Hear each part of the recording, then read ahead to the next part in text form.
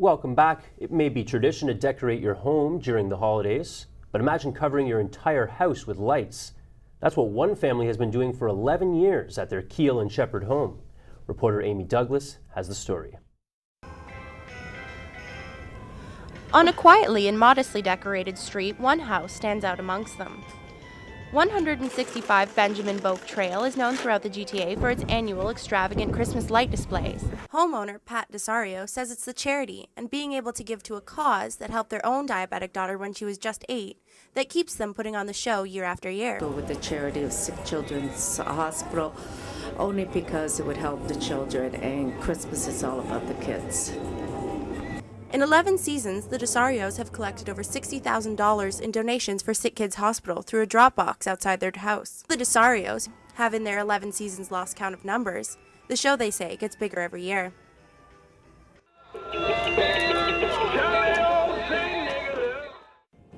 And while some neighbors may consider the display an eyesore and find the congestion caused by large numbers of visitors frustrating, they are understanding because it's for a good cause. One neighbor praises the DeSario's yearly charitable work.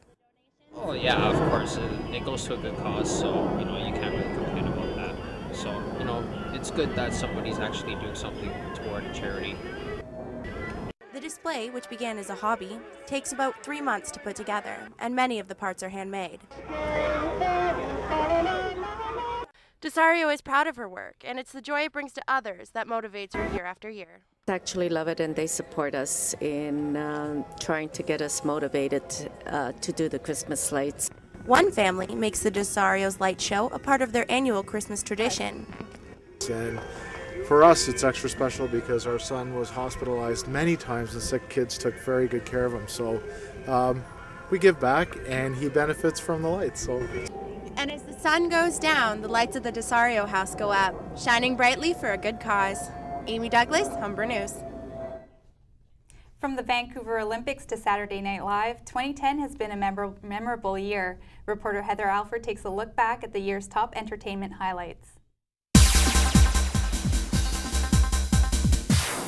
I'm Heather Alford, and here are some of the top entertainment headline makers of the year. Topping the list is Golden Girl Betty White. I just can't believe I am hosting Saturday Night Live. She had her shining moment hosting Saturday Night Live in May.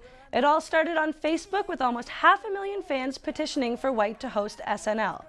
With over 60 years in comedy, the 88-year-old star delivered one of the most memorable SNL performances and plenty of laughs. As Canada won more medals than ever before at this year's 2010 Vancouver Olympics, CTV won in the ratings, garnering one of the biggest audiences for medals and events. One of the most emotional moments of this year's games was also one of the most watched, with 4.4 million viewers. Skater Joanie Rochette performed her routine with courage and poise just days after her mother passed away. Rochette placed third and won her first Olympic medal. And on the big screen, in a year dominated by vampires, werewolves, witches, and wizards, it was a spaceman and a cowboy that took the top spot at the box office so far in 2010. Not only is Toy Story 3 the top-grossing movie worldwide this year, it has also stolen the title of highest-grossing animated film in history.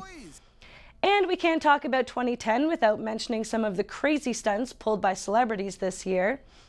Forget Versace, Lady Gaga turned heads in the meat dress she wore at the 2010 MTV Video Music Awards. And how can we forget the raging phone call between downward spiraling actor Mel Gibson and former girlfriend Oksana Grigorieva. Heartbroken women were also in the spotlight this year. Sandra Bullock and Elin Nordegren made numerous headlines as the victims of lying, cheating husbands. And back in Canada, it was the end of an era in Canadian journalism. Back in July, Lloyd Robertson announced his retirement after 35 years as CTV's national news anchor. And just weeks ago, Toronto lost its voice. Another veteran journalist and the host of City News on City TV, Mark Daly, died of cancer on December 6th. And that's the kind of year it's been for us in 2010. Now back to the studio. That's all for Humber News. Thanks for joining us. I'm Simon Rice.